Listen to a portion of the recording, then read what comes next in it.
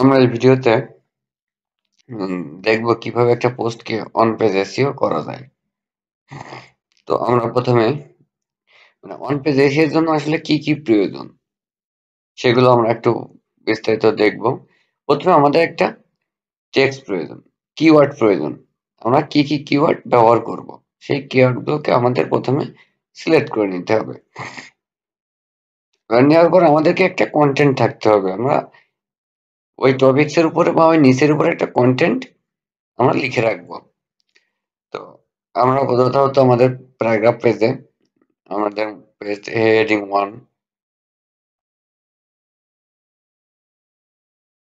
Heading 2 আমরা select করে রাখবো।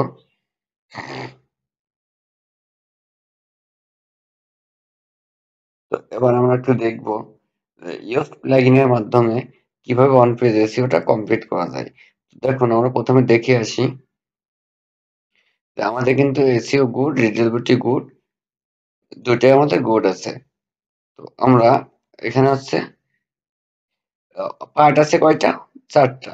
একটা হচ্ছে এসইও, এটা হচ্ছে রিডেবিলিটি, এটা হচ্ছে স্কিমা, আর হচ্ছে সোশিয়াল। সোশিয়াল শেয়ারে কি কি আসবে সেটা এই যে এখানে পোস্ট টাইটেল।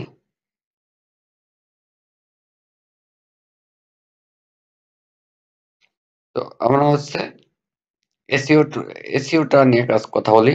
আমাদের ফোকাস কিওয়ার্ডটা কি? On page SEO checklist 2023। তো আমাদের এখানে প্রথমে মেটা ডেসক্রিপশনটা দিতে হবে। মেটা ডেসক্রিপশন এই যে এখন দেখি আমরা কি কি আমাদের লাগবে।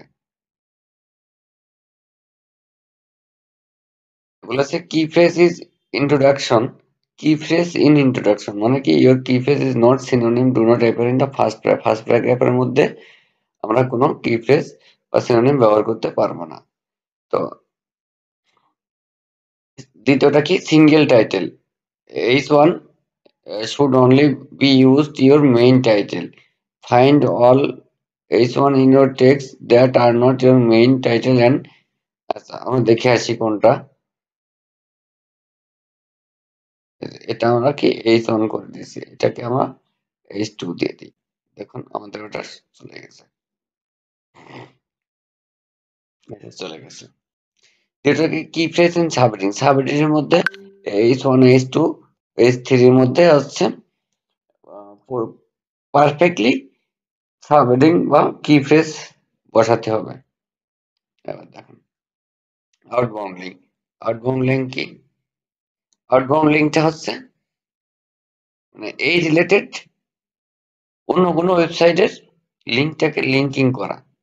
ইন কি phrase image, key phrase image মানে কি? কি ফ্রেজ ইমেজ, কি ফ্রেজ আমি একটু দেখাই। কি ফ্রেজ ইমেজ এই যে এই ইমেজের অল্টার টেক্সট। অল্টার টেক্সটটা যদি আমরা আমাদের কি ফ্রেজ মেইন কি ফ্রেজটা ইউজ না করতে পারি তাহলে আমাদের ইমেজটা অপটিমাইজ হবে না। তো আরেকটা কি দেখে আসি। ইমেজ, আমাদের একটা ইমেজ দিতে হবে। ইমেজ দেওয়া আছে এর মধ্যে, টেক্সটের মধ্যে একটা ইমেজ আছে। আমরা ইমেজ ইউজ করেছি, ইমেজ ইউজ করেছি। আমরা টেক্সটের মধ্যে ইমেজ ইউজ করব। Internal linking. ইন্টারনাল লিঙ্কিং কি? আমার অন্যান্য পোস্টের লিঙ্ক এই পোস্টের মধ্যে দেওয়া বা রিলেটেড পোস্ট, রিলেটেড কোনো পোস্টের লিঙ্ক এই পোস্টের মধ্যে দেওয়া। কিফ্রেজ ডিস্ট্রিবিউশন। কিফ্রেজ ডিস্ট্রিবিউশনটা কি? আমাদের টোটাল টেক্সটের মধ্যে আচ্ছা আমাদের টেক্সট আছে কত? 1274 ওয়ার্ড আছে। 1274 ওয়ার্ডের মধ্যে এরা আমি সর্বোচ্চ 3 থেকে 4 বার কি ফ্রেজটা ব্যবহার করতে পারবো। এবং এখানে টেক্সট চিহ্ন দিলে আমরা দেখতে পারবো কোথায় কোথায় কি ফ্রেজ ইউজ করা হয়েছে। 1 2 3 4 4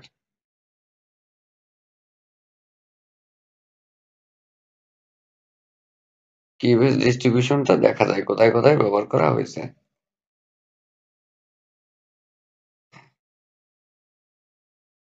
কি ফ্রেজ ইন সিও টাইটেল, আমাদের টাইটেল কোনটা, আমাদের পোস্ট টাইটেল হচ্ছে এই যে প্রথম test on page SEO checklist 2023 complete guide.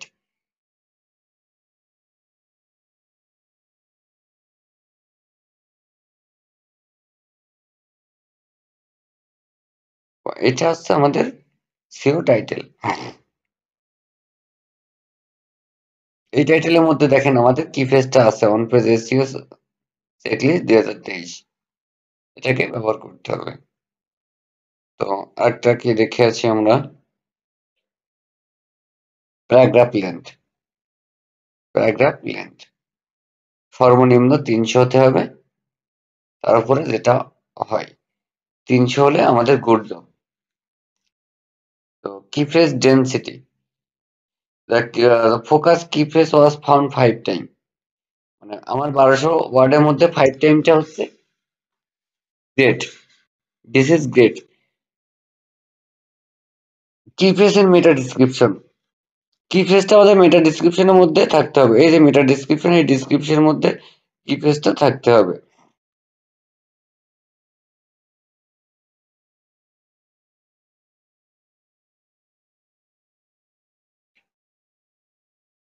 Meta description length, meta description length আপনি যদি এওস্ট এসইও বা র্যাঙ্কম্যান ব্যবহার করেন তো অবশ্যই আপনাকে অটোমেটিক আপনাকে দেখিয়ে দিবে, আপনি গ্রিন সিগন্যালের মধ্যে থাকলেই সেটা আপনার length perfect. SEO title, SEO টাইটেলটা আমাদের গ্রিন সিগন্যালের মধ্যে আছে, তার মানে পারফেক্ট। এই যে on page SEO checklist 2000 complete guide, complete guide. Site টাইটেলটা দিলে, আমাদের সাইট টাইটেল দিলে আমাদের অতিরিক্ত হয়ে যাচ্ছে, তো আমরা এখান থেকে শুধুমাত্র টাইটেল এবং পেজটা দিয়ে দিব।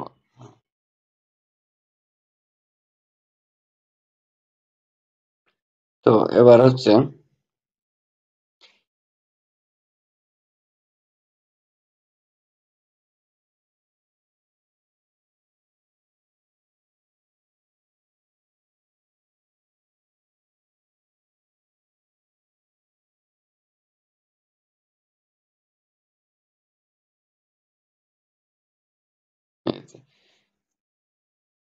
previously used key phrase, you have not used to key phrase before, মানে এই কিওয়ার্ডটি পূর্বের অন্য কোনো পোস্টে ব্যবহার করা হয়নি, যদি হয়ে থাকে সেটা ব্যাড, আর এটা ব্যবহার হয়নি বলে আমাদের বলছে very good. Key phrase in slug, more than half of your key phrase appear in slug, that great. Key phrase in slug, সিলাকটা কোনটা আমাদের, এই যে slug, key phrase on slug. Text length, the text content 1270 word, good job. আমাদের সর্বনিম্ন text থাকতে হবে 300 ওয়ার্ডের, সর্বনিম্ন 300 ওয়ার্ড। সিও টাইটেল ওয়াইড আমাদের ঠিক আছে, এই যে এইগুলো, এই অপশনগুলো key phrase in introduction, key phrase in subheading, outbound link, internal link, image key phrase, image key phrase distribution, key phrase in SEO title, key phrase length, key phrase density, key phrase in meta description length, previously used key phrase in slug, text length, SEO title wide, এইগুলো যদি ঠিক থাকে তো আমাদের on page এসইওটা ঠিক আছে। তো এবার আসি রিডেবিলিটি, রিডেবিলিটির মধ্যে কি কি থাকে, যে ট্রানজেকশন ওয়ার্ড, ট্রানজেকশন ওয়ার্ড আমাদের হচ্ছে only 19.3% of sentence contain transaction word which is not enough. Transaction word আমাদের এই পোস্টে এনাফ নয়, এখানে আরো বাড়াতে হবে, এটা এখানে বলে দিচ্ছে। আর ট্রানজেকশন ওয়ার্ড কোন কোন আছে এখানে ক্লিক দিলে দেখা যাবে। আচ্ছা, passive voice, you are using enough active voice, that is great.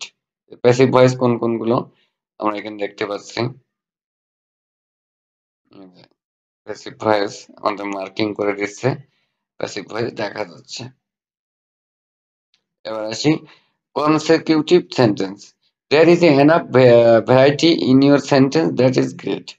enough subheading distribution ঠিক মতো আমরা সিরিয়ালি ব্যবহার করব, H1 H2 H3 H4 H5 H6 আমরা এইভাবে ব্যবহার করতে পারি। এখানে প্যারাগ্রাফ লেন্থ, আমাদের প্যারাগ্রাফটা too long, none of paragraph are too long, অতিরিক্ত লং প্যারাগ্রাফ সেটাকে আমাদের এসইও সার্চ ইঞ্জিন অপটিমাইজেশনে অনেক ইফেক্ট করে। তো আমরা এই জন্য আমরা প্যারাগ্রাফটাকে যথাযথ লেন্থের মধ্যে রাখবো। সেন্টেন্স লেন্থ, আমাদের সেন্টেন্স লেন্থটা বেশি হাই রাখবো না। সেন্টেন্স লেন্থ হাই রাখলে এই যে আমাদের সেন্টেন্স লেন্থটা, এই লেন্থটা একটু বড় আছে, আমাদের দেখাচ্ছে কোনটা বড় বড় লেন্থ, এই যে একটা আছে।